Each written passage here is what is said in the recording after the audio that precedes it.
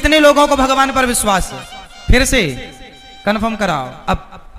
अब ये बताओ, आप में से कितने लोगों के जीवन में चिंता और टेंशन है? जिनके जीवन में टेंशन है, चिंता है, डिप्रेशन है, वो हाथ उठाएं। आज दूर ना कर दिया तो फिर बताना। आज जिनके टेंशन चिंता है हाथ उठाओ फटाफट। जिनके चिंता और टेंशन है, आज के आज मिटाऊंगा आपकी चिंता और टेंशन। हाँ, जय श्री कृष्ण भक्तों, राधे राधे। आप सब लोग कैसे हो? आशा करती हूँ आप लोग कुशल मंगल से होंगे। भक्तों, श्री अनिरुद्धाचार्य जी की कथा में आप सभी का स्वागत है। महाराज जी ने इस कथा में बहुत ही अच्छी और विचित्र बात बताई है, क्योंकि महाराज जी की कथाएं हमें बहुत अच्छी लगती हैं, क्योंकि महाराज जी हम लोगों को बहुत ही अच्छी अच्छी और ज्ञान वाली बातें बताते हैं।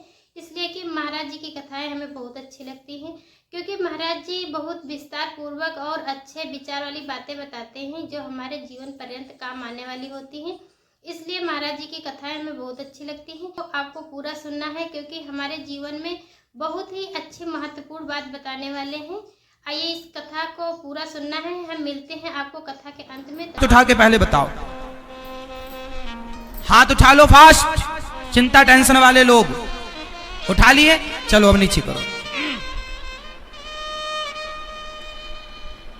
आज आपकी चिंता मिटा के रहूंगा, आज आपकी टेंशन मिटेगी। देखो, चिंता मिटने की बात कही, संतों का दर्शन हो गया। तो आज हम आप में से कितनों की चिंता दूर कर दें? कौन कौन चाहता है कि हम आपकी चिंता दूर कर दें? चलो कन्फर्म, आज करके ही जाएंगे। अब एक काम करो, आप लोग अपना जरा ऐसे मुंह फुलाओ, ऐसे मुंह फुलाओ फास्ट। मैया फुलाओ मेरी मां। अब ठहाका लगाओ सब लोग लगाओ। अब ये बताओ कि क्या मुंह और ठहाका, मुंह फूलना और ठहाका लगना, क्या ये दोनों काम एक साथ हो सकते हैं? जोर से। क्या मुंह फूलना, ऐसे मुंह भी फूल जाए और ठहाका भी लग जाए, कि ये दोनों काम एक साथ हो सकते हैं? नहीं। तो फिर आपने अभी क्या बताया? हम भगवान पर विश्वास करते हैं, और फिर आपने कहा हमें चिंता है। अरे जिन्हें विश्वास है उन्हें चिंता किस बात की? और जिन्हें चिंता है तो विश्वास कैसा? आप गलत बोल रहे हैं। या तो आपको चिंता है या तो आपको विश्वास है, दोनों नहीं हो सकता। जैसे मुंह फुलाना और ठहाका लगाना दोनों एक साथ नहीं हो सकता, वैसे चिंता और विश्वास एक साथ नहीं हो सकता। अब ये बताओ कि आपको भगवान पर विश्वास है या चिंता है? जोर से एक बात बताएं मेरी मां। आप कहती हो, आप भैया कहते हो हमें चिंता है। अरे भैया, तुम चिंता क्यों करते हो? तुम भगवान का चिंतन करो सही, तुम उनका चिंतन करो तो सही, वो करेंगे तुम्हारी चिंता। तुम क्यों करते हो? सुदामा को कोई चिंता थी क्या? जोर से। सुदामा तो केवल कृष्ण का चिंतन करते थे। सुदामा तो केवल कृष्ण का चिंतन करते थे। सुदामा चिंतन करने की जिम्मेदारी तुम्हारी है। तुम कृष्ण का चिंतन करो।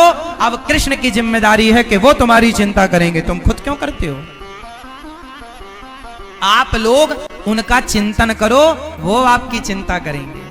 आप कहते हो भगवान पर विश्वास है,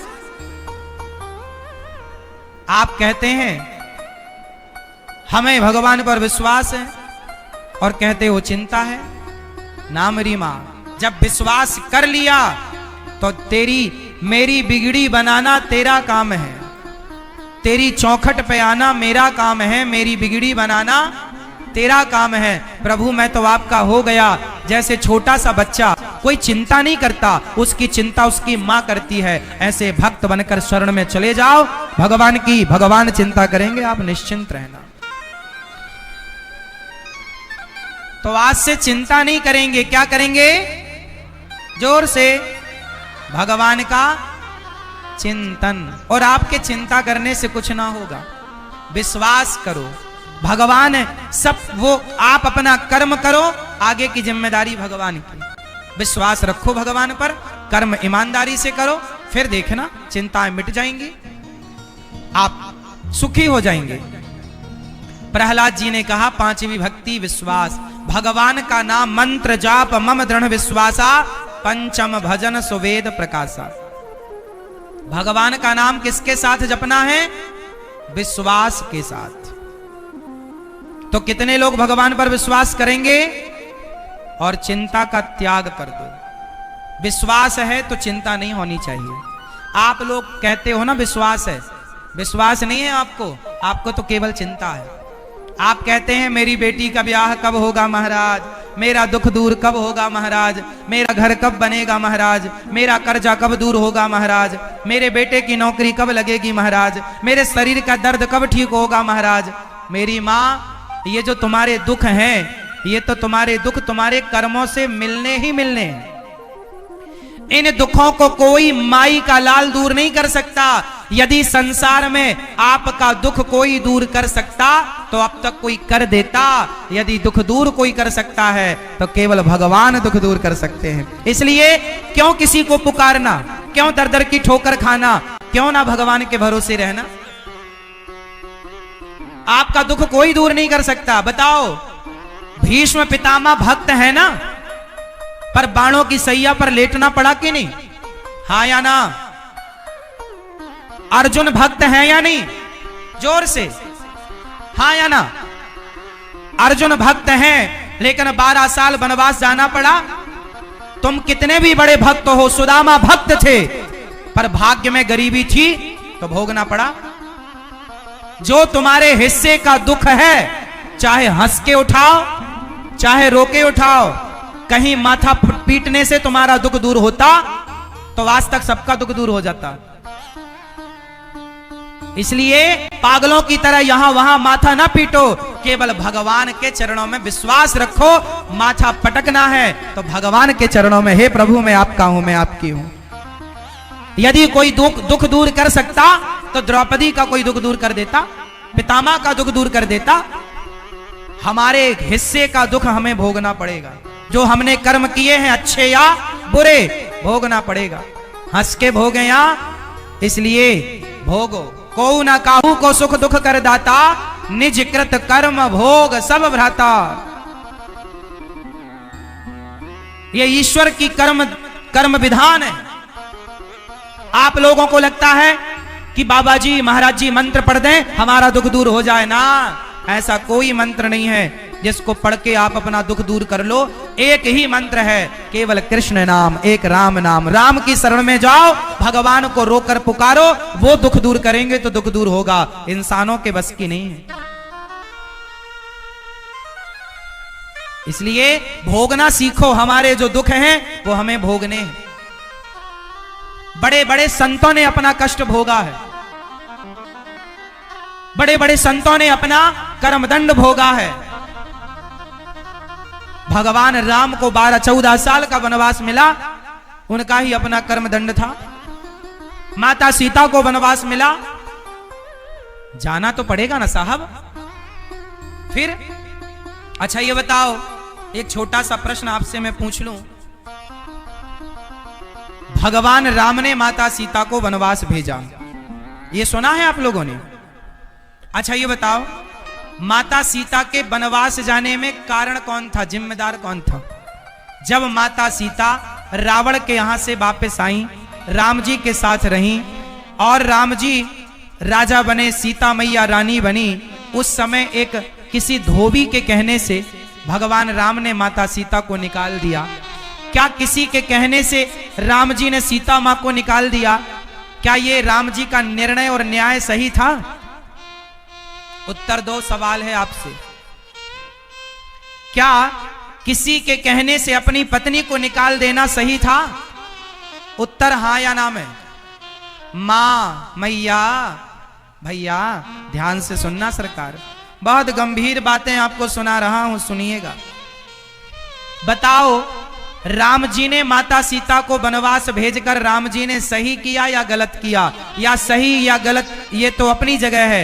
ये बताओ, माता सीता के वनवास जाने में जिम्मेदार कौन था? उत्तर दो, कौन जिम्मेदार था? ये मैया बताएंगी। द्रौपदी? कौन द्रौपदी? धोबी? बताओ, माता सीता के वनवास जाने में जिम्मेदार कौन था? ये मैया कह रही हैं वो धोबी जिम्मेदार था। आप बताइए, आप किसे जिम्मेदार मानेंगे? उत्तर दीजिए आप। माता सीता के वनवास जाने में जिम्मेदार कौन था? उस जिम्मेदार का नाम बताओ। आप बताओ। कोई नहीं? ऐसा कैसे हो सकता है कि कोई जिम्मेदार ना हो? धोबी कौन? उर्मिला? आप बताओ, मैया आप बताओ। चलो भैया लोग बताएंगे। कौन? माता सीता? ये मैया बताएंगी। इस तरफ की मैया बताओ। मैया टाटा बताओ मेरी मां, कौन जिम्मेदार था? राम जी। इस तरफ एक भैया बोल रहे हैं राम जी। आज थोड़ा इस पर विचार कर लें। आज मैं जिम्मेदार को लाकर आपके सामने खड़ा कर दूं? कर दूं? सुनो फिर, मन लगाकर सुनना, एक भी शब्द ना गवाना, ध्यान से सुनना। आज मैं उस जिम्मेदार को पकड़ कर लाऊंगा जो माता सीता के वनवास का जिम्मेदार है। यह कथा आप लोगों को कैसी लगी? हमें तो बहुत अच्छी लगी, क्योंकि महाराज जी ने इस कथा में बहुत ही अच्छी और ज्ञान वाली बातें बताई है जो हमारे जीवन पर्यंत काम आने वाली है। क्योंकि जिन चीज़ों के बारे में हमें जानकारी नहीं होती है, महाराज जी बहुत ही ज्ञान वाली और अच्छी अच्छी बातें बताते हैं। इसलिए महाराज जी की कथाएं हमें बहुत अच्छी लगती हैं। आप लोग भी महाराज जी की कथाएं सुना करिए और लाइफ में बहुत ही काम आने वाली हैं। अगर कथा आप लोगों को अच्छी लगी हो तो वीडियो को लाइक करिए, चैनल को सब्सक्राइब करिए, कमेंट में जय श्री कृष्णा लिखना न भूलें। मिलते हैं हम अगली कथा के साथ, तब तक के लिए राधे राधे भक्तों।